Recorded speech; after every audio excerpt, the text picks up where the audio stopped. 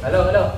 So, ayan mga kabayan, last 2 times. Yes po. Dalawa na lang at matatapos na rin kami.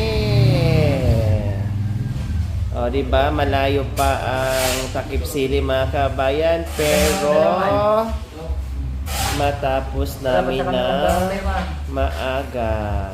Yehey! Saan yung mga tao ko dyan yan? Wow! Mayroong may tawag dito. May instant Nasaan na ba yung mga tauhan natin? Bakit iba na tong... Nagdidistay po. Ay, oo. Nandun pala sa likod.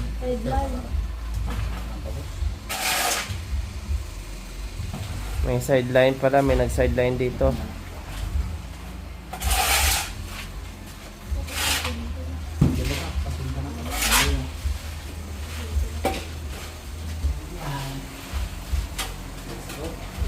Yes.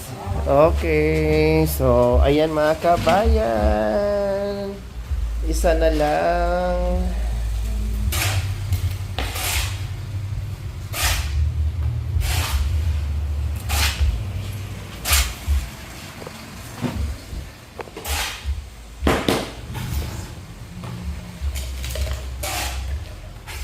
Yung iba kasi doon mga kabayan nandoon sa sa likod anong tawag nito? Nagbistay, nagsalandra.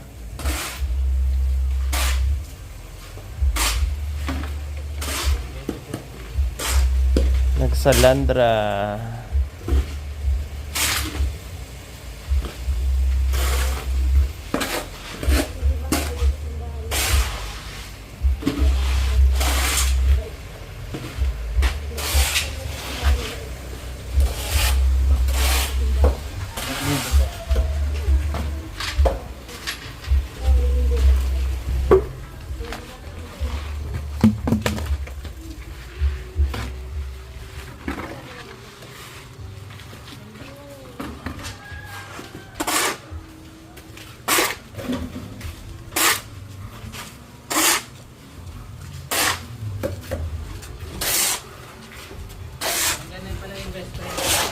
Nandito, busy din si Superiora. Nandyan ako yung best friend ko. Princess. Ate. Ate. Dating yan, Superiora mga kabayan. Si Mother Teresa. Nandyan yung best friend. Dyan? Ano? Oo nga. Binabasahan ka ng Biblia ng best friend mong dalawa. Very good, nagbasa ng Biblia. Kaya may katwiran ka na ako'y katulan, marapat na ako iyong kusaan. Ako'y nasa mabuhat ng sinilin. Makasalanan na ako induan. Nais mo sa akin isang pusong tapat. Puspusin mo ako ng bugay mo. Wow, ang ganda na Ako ay linisin sa lako'y hugasan at ako'y puputi ng lubos-lubusan sa galakay kuha ako. Nais mo sa akin Malikot isang pusong tapat, puspusin mo ako ng dugong mong wagas. Ako ay linisin sa lako'y hugasan at ako'y puputi ng lubos-lubusan. Wow. Sa galak ng tuwa ako ay puspusin bugtong naghihina muling palakasin. Ang kasalanan ko iyong mong limutin. Lahat kong nagawang masama pawiin. Isang pusong tapat sa aking likhain. Bigyan mo o Diyos ng buong damdamin sa iyong harap. Huwag akong alisin. Iyong banal na espiritu pagharihin. Ang galak ng dulot ng iyong pagliligtas. Ibalik at ako po ay gawin mo tapat. Ihahayag ang pagliligtas mo. Tutulungan mo ako makapagsalita at hurihin ka sa gitna ng madala. Hindi mo na nais ang mga handog. Di ka lulugod sa hangin. Sinunog ang handog ko, O Diyos, ng karapat-dapat. Anong naintindihan mo dito? Anong sinabi ng Diyos? Ako ay linisin. Sa sala ko'y hugasan. At ako'y puputi ng lubusan. Lubos-lubusan. Lubos-lubusan. No, anong pagkakaintindi mo dyan? Sabi niya, mami dito, linisin niya daw ako. Hmm. Ang mga kasalanan ko, tanggalin niyang lubos-lubusan. Hmm. Yan ang naintindihan mo. Opo. Pero para sa akin, sabi, ako'y mangangako na linisin ko araw-araw ang aking bahay. At kasalanan kong hindi hugasan at bawiin ng Nang lahat ng mga lubos-lubusan. ng mga sponsor. Kay Ray-Aray ko! Ang ganda ng pagkabasa mo, kay pinaulit ko sa'yo. Linisin. O, linisin at hugasan daw ng maigi ang bahay. Para lubos-lubusan, gaganda. Ang buhay. Iniba mo yan. naman. Ha? Iniba mo. Oo, magkaiba naman tayo ng pagkakaintindi. Ayun pa, oh, may Pagkakaunawa. katuloy. Ha? May katuloy pa. Ayun pa, Saan yung katuloy niya sa number 7? Ito, number 8. Sa galak, atoa ako'y Puspusin. puspusin. Bugtong. Bugto, nanghihina. nangihina, muling Palakasin. palakasin. Oh. Ang ganda ng bersikulo na basa mo. Talagang bagay na bagay sa'yo. Meron ba kasi Linisin at hugas-hugasan. Hindi ba tapos Ng lubos-lubusan. yung last? Meron ba? Ay ang pagkumbaba pusong mapagtapat ang iyong kahabagaan o Diyos ang Zion at ang Jerusalem ay muling ibangon at kung magkagayoon ang handog ng hangin ay dala sa dambana trunong susunugin malugod na ito'y iyong tanggapin. O, ano pagkadidi mo doon mga Ano, saan? yan. Saan? Kung ano? Saan? Yan o. Lahat yan. Dito na. Ay ang pagkumbaba pusong mapagtapat. Iyong kahabagaan o Diyos ang Zion at ang Jerusalem ay muling ibangon at kung makagayon ang gandog na hangin ay dala sa damba na tronong susunugin. Malugod na ito'y iyong tatanggapin. Ano pagkakaunawa mo dyan? Ha? Anong pagkakaunawa mo? Tagalog yan. Anong pagkakaunawa mo? Ang pagkumbabat pusong mapagtapat. Anong pagkakaintindi mo dyan? Sabi, kung magkagayon ang handog na haing. Dala sa dambana. Dala sa dambana turong susunugin. Malugod na ito'y iyong Kapag wala ka daw masaing, sunugin ang bahay.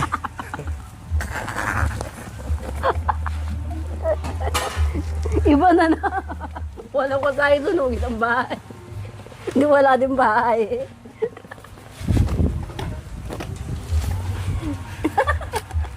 Ayan. Pag walang ginagawa, magbasa ka ng Biblia para marami kang matutunan. Ito lang mami, libangan ko eh, pag wala akong Pag magawa. wala kang, tapos, pag Kaya nabasa nga, mo na, di ko dapat pinat- lagyan mo ng markahan o kaya may lagay kang dyan. Kaya nga di ko Kung kaya ka pinatapon. mapunit kasi maglagay ka na lang ng tela ba dyan na katunayan na nabasa mo Kaya na. kung naglinis tayo dito, kaya nga nakita ko ito, baka pitapon mo. Kinuha ko. Sayang naman. Pag tina- Ito ha. Ito, lagyan mo ng palatandaan to dito. Ano ba yung kanina? Yan. Galing na mga bis pa rin, no? Ito. Lagyan mo itong palatandaan. Ako ay linisin. Yan. Pag nabasa mo na yan. Galing naman sa spring niya. Tinan mo. Kumuha na naman ng lakas kay best friend. Sabi. Wow, ang ganda ah. Sabi tayo, bes. Kabalik. Sarap ah. Anong tawag niya? Yes. Akala ko, be. Malakas ka talaga kay best friend mo. Pwede kami matulog dito. Pwede. Oh. Pwede tao. Gusto mo kayo magkatabi ha. Huwag ka na magselos kasi punong-puno naman ng merienda yung Ito asawa pa yung mo. binabasa ko isa. Ganyan. At tinan mo. Hindi masarap. Lagay mo nga dyan. Oh, inaanuhan ka niya ng pagkain. Bigay mo papa mo. Ito pa yung sa binabasa ko, mami. Oh. Tapon yan ah. Binabasa ko sa simbahan ng 54. Awit 53, 50. Ayan na po, mga kabayan. Yung dito na lang, nakapiraso, naritaso ang kulang para matapos na tayo. At ang buong living room ay panalo. Talagang paldong-paldo ngayon si Ate Princess and Kuya Jerome. So, ayan na lang po mga kabayan. O, di ba? Ritaso na lang dyan sa pinakaano niya. Ay ayos na po mga kabayan. Wow.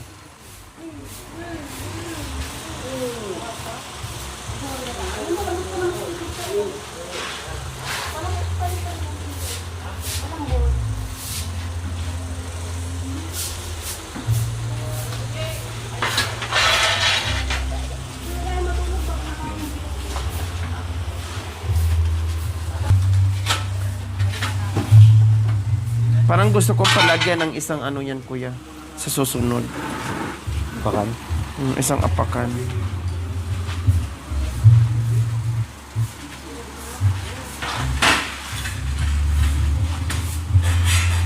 Yes, yes, yes.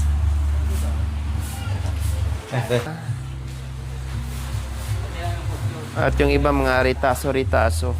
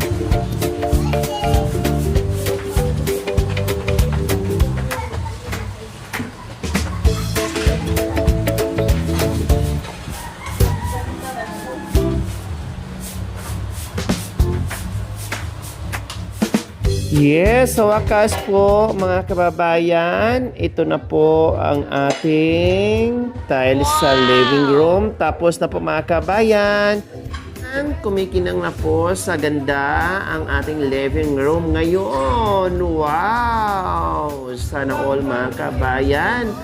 Ito na po ang ating final at outcome ng ating tiles dito sa living room.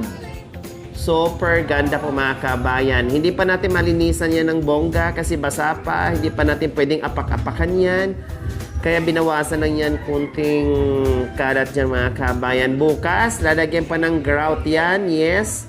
Bukas ng umaga, lalagyan ng grout yan. Then, after patuin ng konti. And then, linisan na yan natin ng bongga. At yung mga gilid-gilid po mga kabayan, pinturahan na lang po natin yan. After po, lagyan ng grout ang gilid. At ang itong mga, ayan, line-line po mga kabayan, yung mga guhit-guhit na yan. Siyempre, lalagyan pa ng grout yan. Ayan na po! Sir Artemio Vibora and Ma'am Porita Vibora from Toronto, Canada. Tapos na po ang ating living room. Maraming salamat at see you next episode po mga kabayan dahil marami pang magaganap dito sa bahay ni Kuya Jerome and Ate Princess. Thank you so much! Bye po muna! Thank you for watching. Don't forget to like, share, and subscribe.